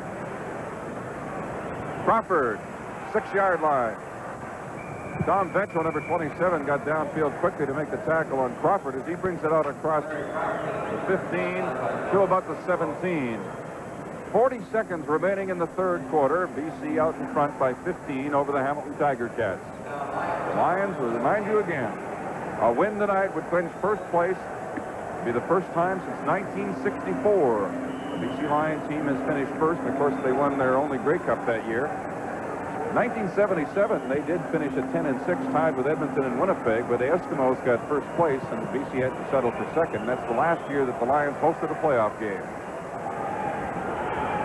Ray Strong again. This time he was following the blocking of John Henry White. He takes it out to the 25 for a gain of 8 yards. Strong, the biggest factor in the running game for either ball club here tonight. One of the reasons is John Henry White. He knocks him down when he leads you through the hole. John Priestner, the man that White took on that time. Priestner did play off the block a little bit and got back to make the tackle. Yeah, you know, we talked about the importance of finishing first and getting the bye and so forth, but there are some people that feel that it's a disadvantage. If the Lions tie up first place tonight, they do not have a game that means anything in the standings or the playoff picture until November the 20th, of course, the Western Final. And that's a long time between games that mean anything. You're right about that, but of course the Eskimos have gone through that the past few years. And if you get that game at home, it's most important. Ray Strong on 2nd down and 2, and he has more than enough for the first. He's out to the 33-yard line. The gun sounds to end the third quarter here at BC Place Stadium. The Lions leading the Tiger Cats 31-16. We'll be back with the fourth quarter in just a moment. We're back. Fourth quarter action. BC Place Stadium. The Lions 1st and 10 from their 33-yard line. Dale Isaac with Frank Rigney and Al McCann. Joe Powell hands off to Ray Strong, number 34. He takes it straight up the middle. And he's stopped by Leo Ezrins, number 72, after a gain of 4 yards. Strong up to about 85 yards rushing the football now. As you take a look at the three-quarter statistical story, a very, very poor performance by the Hamilton Ticats on offense. 81 yards total. One stat that isn't on there is turnovers, and we've had 10 of them tonight. Powell looking for DeBries, and he's got him. First down at the Hamilton 40-yard line. Good throw by Joe, who sat right back in that pocket, had a lot of time to throw the football, and found his receiver down the middle. 32-yard gain. All right, this is the best offensive play we've seen for a long time. Good delivery by Powell. It's one that was meant to be played that way, right? Exactly. 43,513, the attendance here in Vancouver tonight. Draw play to Strong. The middle opens up for him, and he's to the 30-yard line of Hamilton and should have another first down. Making the tackle for the Tiger Cats, Neil Evans, number 33, first-year man of the University of Toronto. Well, Strong in his first start last week to the BC Lions gained only 14 yards in 4 attempts. But look at that. Good chance to go over that 100-yard mark. Covington is out of the ball game for Hamilton. David Sauve, number 58, is now lined up along that front four. Is down Lions. Ray Strong again. That offensive line for BC that time just pushed Hamilton back, and he's got a gain of 5 yards, moving it to the 25. Well, here's a good look at our broadcast location. It is certainly a pleasure to sit here in shirt sleeves in the late fall and Canadian Football League. Gives you a good idea of the excellent location we have at this stadium. 2nd down and 4 from the Hamilton 24. Looking for Fernandez. He's got him inside the 20. First down. One-on-one against Mark Young, and number 18 does a superb job of stopping Fernandez at about the 17. Fernandez just a little bit upset with himself. He knows that he faked a few too many times before going up the field with that football. Good job by Young. Mark Young is now playing that corner spot in place of Gerald Best, who is on the bench with an injury. To mention, Covington's out of the ball game. Hamilton getting beat up here tonight. Ray Strong again. He's to about the 12-yard line for a gain of 5. Mike Barker, number 66, tripped him up as he went across the line of scrimmage. Good block by John Henry White and Ed Katavakis, number 39, now in the lineup. Katavakis is that linebacker, replacing Mark Young, who goes from that linebacker or rover position to the corner in place of Gerald Best. Sauve is in the ball game in place of Covington. Good offensive drive this time, engineered by that man. Go Pow Pow. 2nd down and 5. Looking for Fernandez, little too far. It's a little bit too much on it that time by Pow Pow. Fernandez had beaten his man. This is very close to a perfect throw, just over the outstretched hand of Merv. Once again, we'll see Lou Pasaglia come into the ball game. Leo Ezrins had some pressure on Pow Pow, and he had to put the ball up in a hurry and throw it a little bit higher than I think he wanted it to. He needed to float that ball a little more, Dale. Lost it some.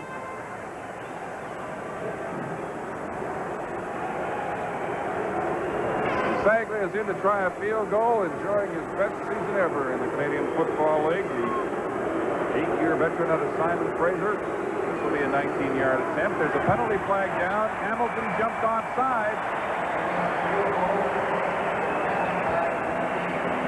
I do not think that will give the Lions a first down. It'll be awfully close, though. Offside against Hamilton.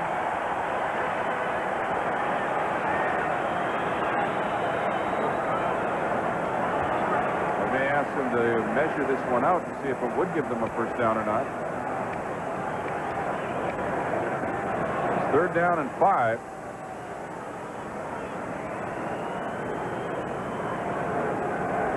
Pasaglia discussing the situation with the head referee, Jim Hope-Ross.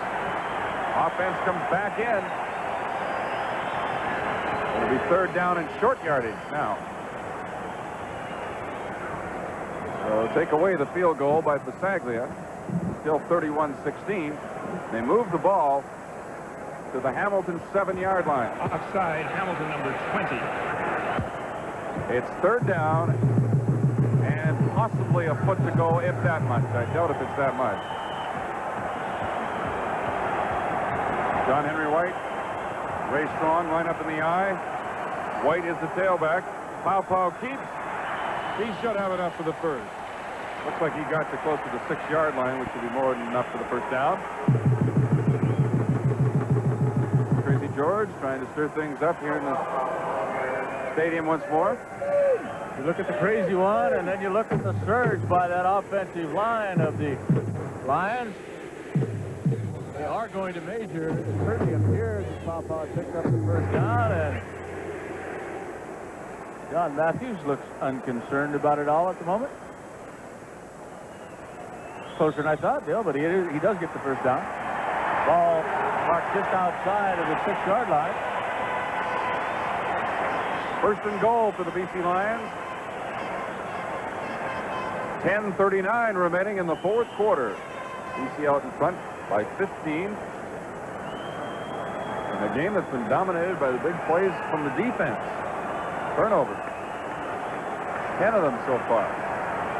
3 turnovers have been returned for touchdowns. 2 by the Lions, 1 by Hamilton. Ray Strong broke a tackle at the line of scrimmage of Mike Walker, number 61, and he got to the 1-yard line. Oh, you're absolutely right. Mike Walker at 245 pounds met Strong right at the line of scrimmage. Watch him. Walker's number 61.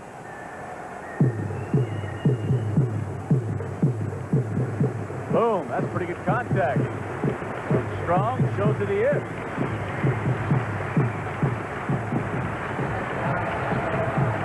I didn't even get a giggle out of you with that one, eh? I was just checking some stats on Ray Strong, Frank. I mentioned before, 5 years in the NFL with the Atlanta Falcons, a total of 61 games. This is his second start for the Lions. Strong over the top.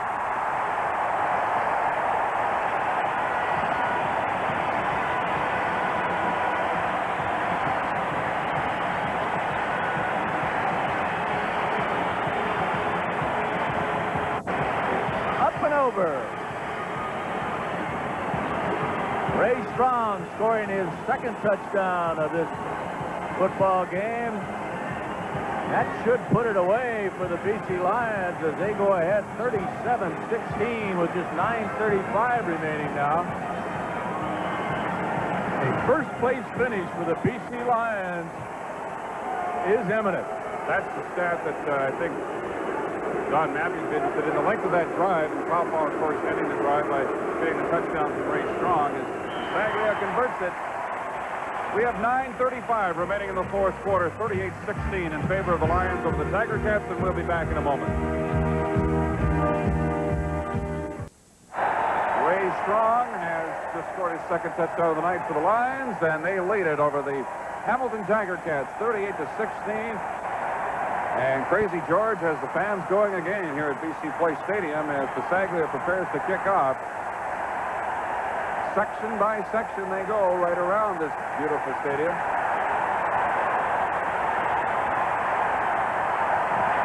Bisaglia along the turf.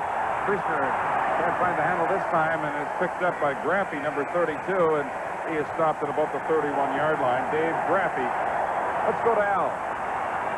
Okay, the guy who was the whole story in that last drive, Raymond Strong. Raymond, you're having a heck of a game. Your whole team is starting to really put it together. Yeah, you know, I think we got our confidence back. You know, we haven't scored for a few games, and we decided we was going to go out and try to execute on that drive and just try to play ball control, and it worked out, and we got a score. I think that might have locked it up first place at all. Is that why you grabbed the football? That's why I grabbed it. That's what we're looking for, first place, so we can get all that pressure off of us. Now we're just going to go back and work hard for these next 2 weeks and try to get ready for that playoff. Congratulations, Ray. Okay, thanks a lot. Tough spot for the rookie quarterback Jeff Tedford to be in. Pass is incomplete, trying to hit Rocky DiPietro, and he was hit immediately just as the ball arrived. There's an injured Lion on the play. It looks like Larry Crawford possibly is down on the play. Here it is again. Good timing on the hit, Dale. It is Crawford. Crawford definitely is the Lion down on the field as he tried to take a shot at Rocky DiPietro. He didn't get in position for the tackle. The score is 38-16, and we'll be back in just a moment. Well, we're back, and Crazy George just has this place in pandemonium right now. They just don't want to quit. Still, all of a sudden, in a ball game that had no offense for the first 3 quarters or close to it, the Lions starting to put it together offensively, and these people want something to cheer about. I'm not sure. I think they'd be cheering anyway. They're very, very happy with their BC Lions right now. Hamilton second down and 10 from their own 33. Jeff Sedford under pressure finds Bragagnola, and he is cut down immediately by Kevin Cronin, number 31. About a yard short of the first down, and that one hurt. I think what happened there is Kev Konar came in and hit Bragagnola. He missed his thigh pad, and quite possibly he's going to have a bruised thigh muscle. Still, it's always a lot of fun doing these ball games, and we'd like to say hello to a very famous Canadian down south if he's watching across the ESPN network, and that's, of course, Jimmy Nelford. His father, Terry, has joined us here in the broadcast booth tonight, and we'd like to say congratulations to Jimmy and Dave Barr as well, as they will represent Canada in the World Cup matches next month in Jakarta. Jim's had a great career. Of course, both of those Canadian golfers are from right here in Vancouver. Fine golfers they are. Coming up next weekend, CFL on CTV. The Argos and the Eskimos, the Saturday night game. The Lions and the Rough Riders from Sailor Field, a Sunday afternoon game, both on the full CTV network. I think the fans here at BC Place are giving themselves a standing ovation. You can see up at the scoreboard, the Lion fans are the greatest. I'll say it helps when you win, too. And think how noisy they'll be come Western final time. They certainly can make a difference as you look at the time of possession, and the difference tonight with the Lions holding the big edge. The noise is just awesome down here at field level. I don't know how the quarterbacks can call signals. It's 3rd down and 1 for Hamilton from their 42-yard line. This is going to be tough on Tedford. He just follows Henry Wozchuk, and he should have enough for the first down. It is. That quiets him down pretty quick. 8:16 remaining in this ball game now. A 38-16 lead by that man's troop, Don Matthews, in his maiden season with the BC Lions. And the most points the Lions have scored in a single game this year is 44. They did it on 2 occasions.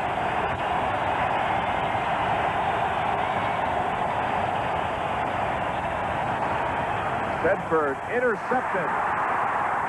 Larry Crawford, the league's leading interceptor, as number 10 for the season.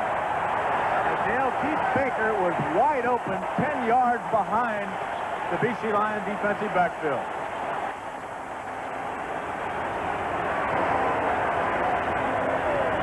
See if you can pick it up in the right top of your screen. Keith Baker, number 1. He's just going right by Larry Crawford, and the ball just delivered to the BC Lion defensive back. He graciously accepts it and steps out of bounds at the 55-yard or the 50-yard line. Look at the turnover. 11th turnover of the ball game. First down from the 49 in Hamilton territory. Ray Strong still going. First down. Fumbles the ball. It's picked up by the BC Lions. I'm not sure which Lion got to it. Thought I saw Jeff Delane in there. Maybe it was, Mark DeBries, I guess. Number 3 got it. I'll tell you, it's great second effort by Ray Strong, and it will sometimes happen to you when you get that extra little try in there. He loses the football. It looked like it was grabbed away from him by Katabakis, number 39, the linebacker. But when things are going well for you, they bounce your way. Almost 130 yards rushing tonight for Ray Strong. First down Lions, Hamilton 30. Gives to John Henry White. John Priestner gets to him along with number 65, Mitchell Price, the defensive end. And White has a gain of 2 or 3 yards. 6.5 minutes remaining in the ball game. Lions out in front, 38-16. Al Bruno, his second game as head coach for the Tiger Cats after replacing Bud Riley.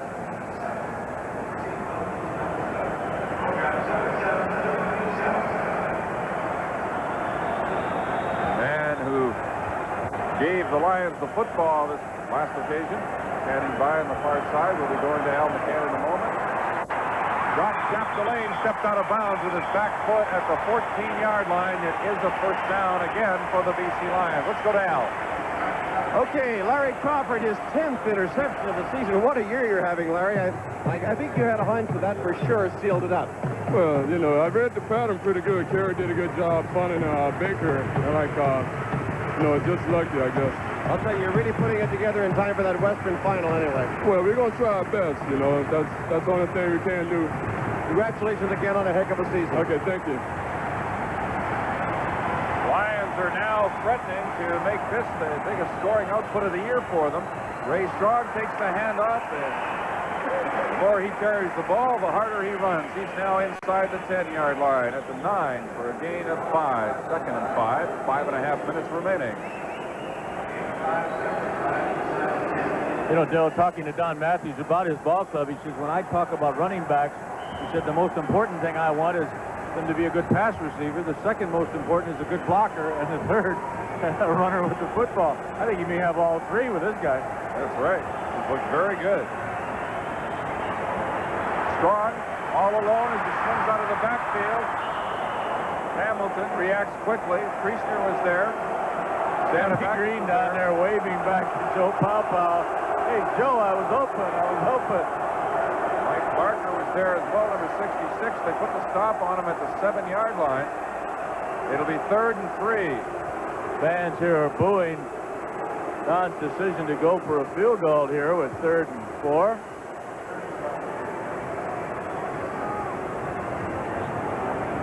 I don't think it's going to be a factor in the outcome of this game.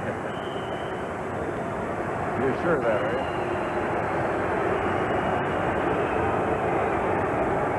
I'll go all the way out on the limb and predict that. Lou Pasaglia. 15-yard field goal is good. And now it's a 41-16 ball game in favor of the Lions. And we'll be back in just a moment.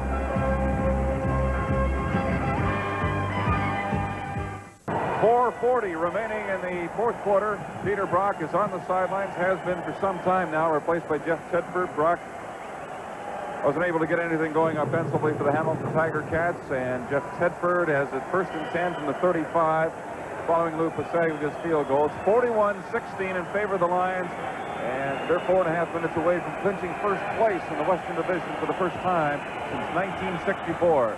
Ron Johnson hit immediately. Andre Jones, who has a touchdown tonight for the Lions, as he picked up a fumble and ran it back 60 yards for a major, puts the hit on Johnson. It's a loss of 4.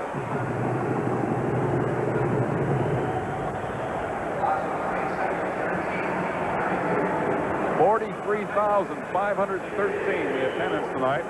Actually, the Lions, including exhibition games this year, Frank, are averaging around 45,000 per game in this beautiful building.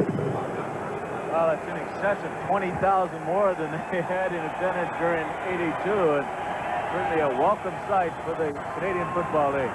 Over the middle to Rocky DiPietro, and Tyrone Cruz, the middle linebacker, has him wrapped up immediately. That was 2nd down and 13.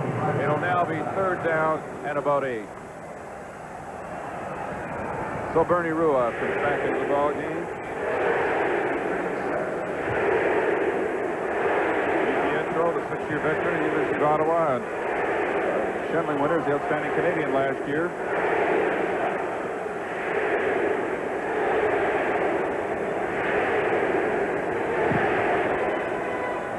Ruoff's punt. Jojo Heath from the 35. Hit by David Sauvé, number 58, at the 40-yard line. That punt by Ruoff traveled 46 yards, a return of 5. And a little slow in getting up for the Hamilton Tiger Cats, number 33, Neil Evans. So Joe Pow comes back onto the field. Al Bruno's record will drop to 1-1 after this ball game, and they will just remain 2 points up on the Montreal Concord in the battle for that final playoff spot in the Eastern Division. And Montreal is definitely coming on, Joe. They had 3 very good games against Western Division clubs in a row, beating Saskatchewan, losing to a very hot Warren Moon and the Eskimos last week, and then beating Calgary today, as you see Strong caught in the backfield for a loss. I want to remind the fans to stay with us after the ball game for the Carling O'Keefe Sports Game Stars.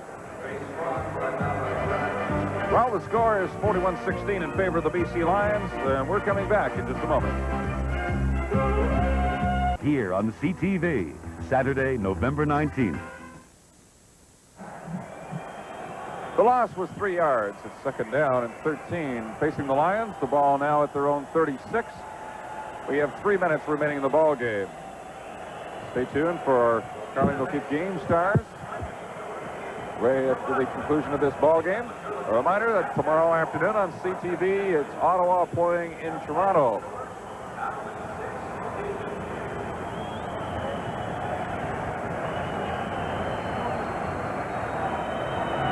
Pow replacing Roy DeWalt late in the second quarter when DeWalt received a knee injury. It's a bruised knee. He could come back, but they don't need him. Ray Strong, good move, has a first down. More. He's to the Hamilton 49-yard line. He is really putting on a show tonight. Quite an offensive night for that young man.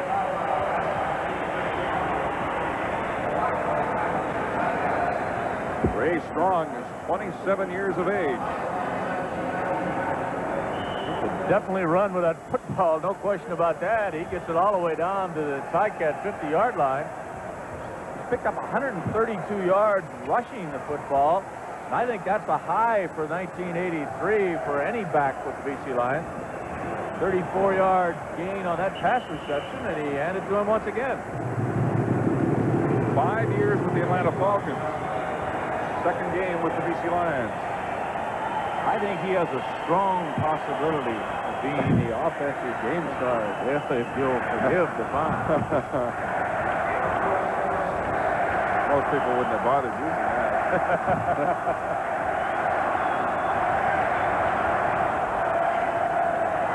Second down and about 6 yards to go for the Lions. 2 minutes away from clinching first place. Mark DeBrier is unable to hang on to this pass from Joe Pow. It was right there. Brings up third down. And it's been a long time between first place finishes for this football club and the fans. 1964. Yeah, they've only finished first twice previously in their 29-year history. Of course, 63 when they lost the Grey Cup, and 64 their only Grey Cup win. But the drought is over for the BC Lion fans across the country. What beautiful timing. Moving into this stadium. After tonight, they'll be 10-4. Louis Bisaglia will try a 52-yard field goal. This would equal his longest of the year if he hits it. It's short. Well, why would he run that football out of there? Mark Streeter. He's going to be very lucky because he's going to get a face mask call against the Lions, but not a good decision by Mark Streeter. You know, one of the bonuses that the Lions got tonight, Dale, in a sense, was the fact that DeWalt did go down with an injury. As long as it's not a serious one, they do need to get Joe Pow out there and get some playing time. He has not been on the field much in the last month and a half. Well, his first play from scrimmage kind of showed that, didn't it? Sure did. There's Roy DeWalt with his ice bag on his left knee, as you can see. There's Donnie Taylor, number 19, standing by. Has not had an opportunity to play tonight. I heard Don Matthews interviewed earlier today, and he talked about if they did clinch first place tonight, that he would probably rest Roy DeWalt for that game next week in Saskatchewan, that DeWalt may not even be on the roster. He would probably dress Joe Pow. Major foul, face mask number 4, British Columbia. Major foul, face mask number 20, British Columbia. Well, first down. Two of them grabbing the face mask of Mark Streeter, so he gets off the hook. That puts the ball out at the 35-yard line where it's first and 10 Hamilton with 1:50 remaining.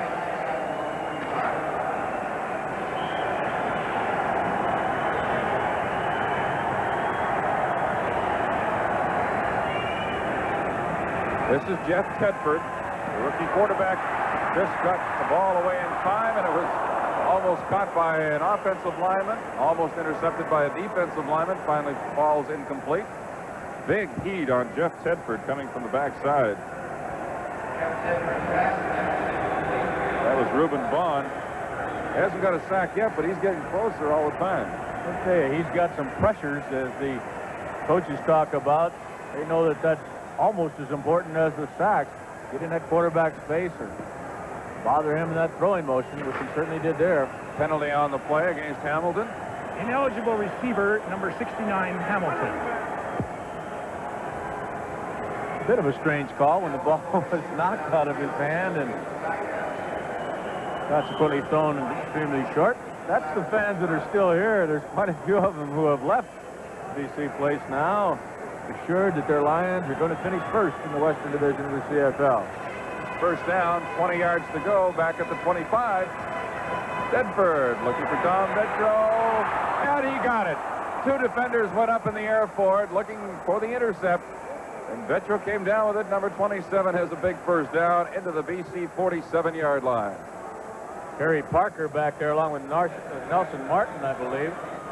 42-yard gain on the play, and not only is well-deserved by the Ticats after they got beat on a similar tip play from Sammy Green to Jacques Chapdelaine. Harry Parker's got an outstanding game, too, Dale, I think, in covering receivers deep. Just had nobody get behind him. He should have picked one more off right there. First down for the Hamilton Tiger Cats.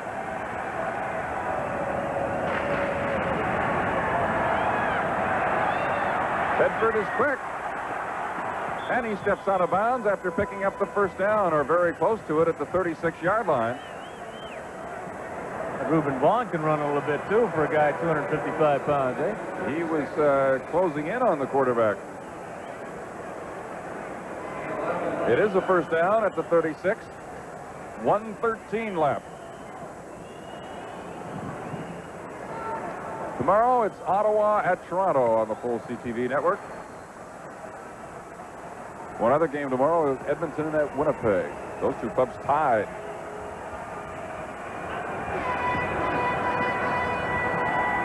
Bedford looking for Scott Colley. Knocked away. Nelson Martin was there along with JoJo Heath. Both break it up at the goal line. It's second down. Young guy's going to have to learn to lead his receivers a little more if he's going to try to throw that ball that deep. The last two occasions, he's come up well short. He's very fortunate he hasn't been picked off.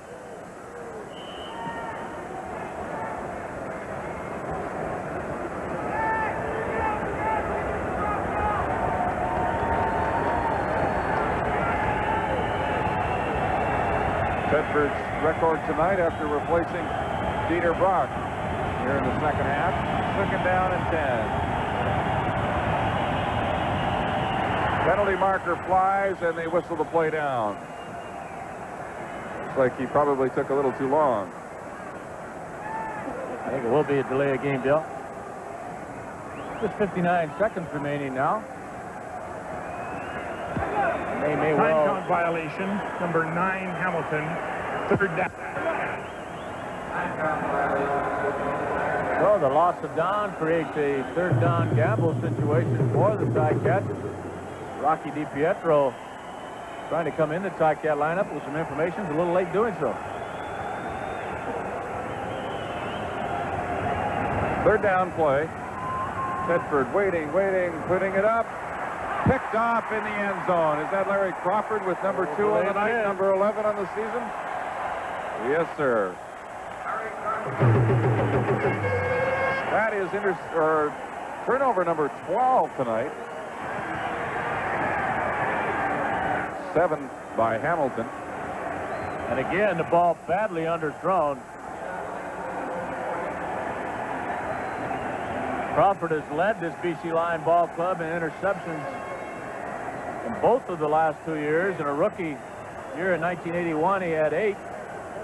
And last year, he had only 4, but that was good enough to lead the ball club. It's obvious that he's going to lead the ball club in that department for the 3rd year in a row. Crawford already has a couple of Rothman stars on his helmets, as you see.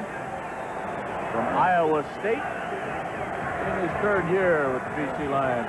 Still only 23 years old, though. Great football player.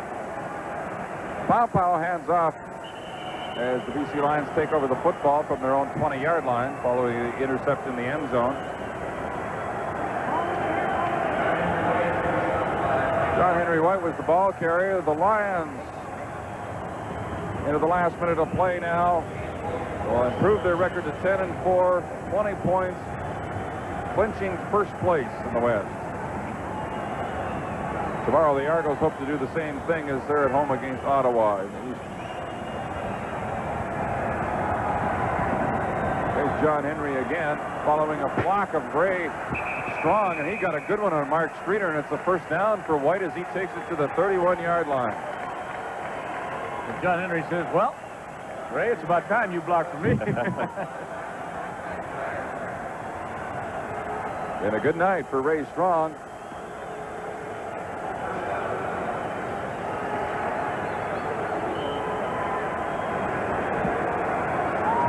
Seconds remaining. That BC Lion bench just waiting to erupt now. They're pretty excited about this first place clinching here tonight. Here's John Henry White again. Tripped up in the backfield by Ed Gadavakis, and he got back to the line of scrimmage. Sauvé, number 58, in on the stop.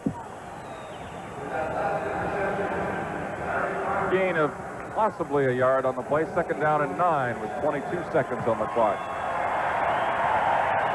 Al Bruno now 1-1 as head coach of the Tiger Cats.